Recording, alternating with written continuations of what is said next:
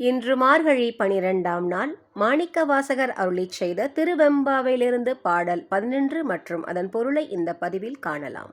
ஆர்த்த பிறவி துயர்கெட நாம் ஆர்த்தாடும் தீர்த்தன் நல் தில்லை சிற்றம்பலத்தே தீயாடும் கூத்தன் இவ்வானும் குவலயமும் எல்லோமும் காத்தும் படைத்தும் கரந்தும் விளையாடி.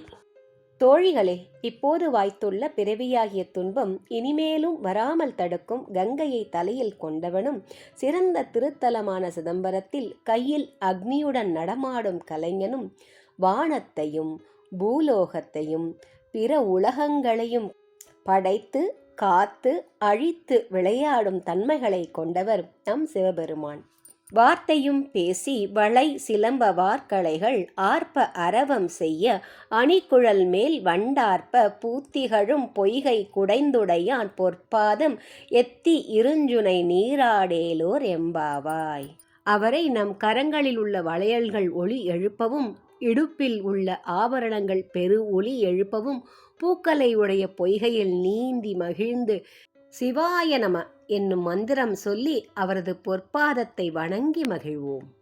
இறைவனே ஆக்கவும் அழிக்கவும் காக்கவும் வல்லவன் என்பது எல்லோரும் அறிந்த விஷயம்தான்.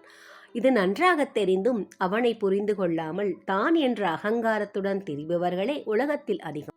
உலகம் என்ற நாடகத்தில் நமக்கு தரப்பட்டுள்ள பாத்திரத்திற்குரிய இந்த நடிப்பை கைவிட்டு அவனை அடைய வழி தேட வேண்டும் என்பதே இப்பாடல் உணர்த்தும் கருத்து.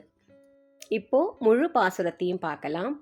ஆர்த்த பிறவி துயர்கெட நாம் ஆர்த்தாடும் தீர்த்தன் நல் தில்லை சிற்றம்பலத்தே தீயாடும் கூத்தன் இவ்வானும் குவலயமும் எல்லோமும் காத்தும் படைத்தும் கரந்தும் விளையாடி வார்த்தையும் பேசி வளை சிலம்ப வார்களைகள் ஆர்ப்ப அரவம் செய்ய அணிகுழல் மேல் வண்டார்ப்ப பூத்திகளும் பொய்கை குடந்துடையான் பொற்பாதம் எத்தி இருஞ்சுனை நீராடேலோர் எம்பாவாய். நாமும் அதிகாலை எழுந்து அந்த சிவனை தொழுது பக்தி செய்து முக்தி பெறுவோம்.